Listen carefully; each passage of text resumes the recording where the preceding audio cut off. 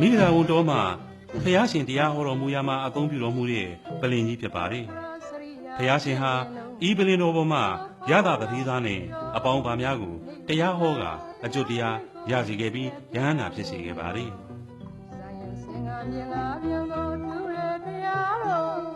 ဟောတုခရစရိယာကျင့်စဉ်လုံးက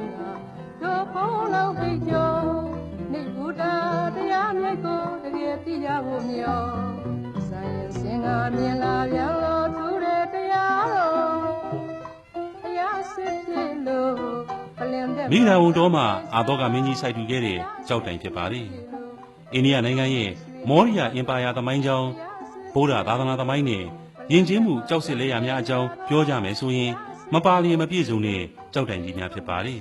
။အာသောကမင်းတရားကြီးက BC 250ခန့်မှာကိုယ်တိုင်ကိုယ်ဌာနကိုသာသနာပြုရာမှာမိဂရာဝန်ကိုလည်းအလေးထားပြုပြင်ခဲ့ကြောင်းကိုအာသောကကြောက်တိုင်နဲ့ဇေဒီများကသက်သေခံနေပါလေ။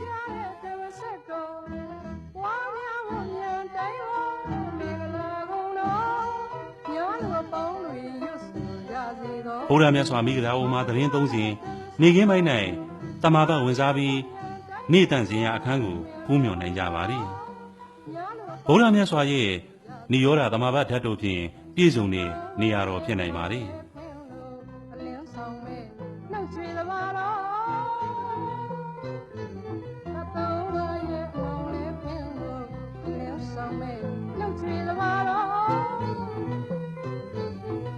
ဗုဒ္ဓသာသနာသမိုင်းမှာမိဂရာဝန်တော်ဟာဖျားရှင်ပထမဝါကတော်မူရာဖြစ်ခြင်းပြင်စဝက်ကြီး9ဦးတို့ယဟန္တာဖြစ်တော်မူခြင်းရသတတိသားနဲ့တငယ်ချင်း54ဦးတို့ပထမဝါတွင်မှာပင်ယဟန္တာဖြစ်တော်မူခြင်းပထမဝါမှာပင်စုစုပေါင်းယဟန္တာ60ဖြစ်၍ဝါကျော်သောအခါနယ်လေးရသို့သာသနာပြုစေလွှတ်တော်မူခြင်း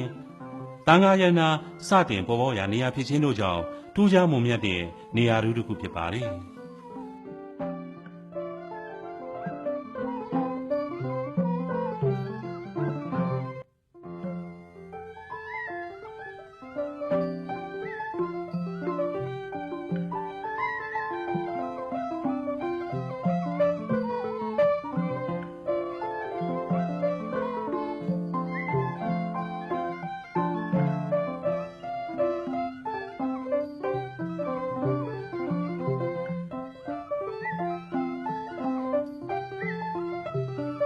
မာဂရအတိုင်းက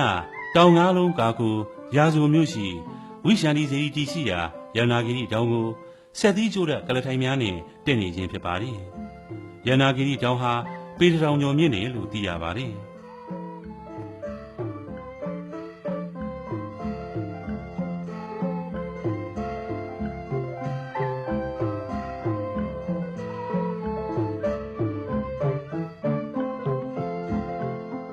ဒီဆက်သီးကျိုးတဲ့ကလထိုင်များကိုဂျပန်နိုင်ငံကတိဆောက်ထူထောင်ထားတာဖြစ်ပါတယ်။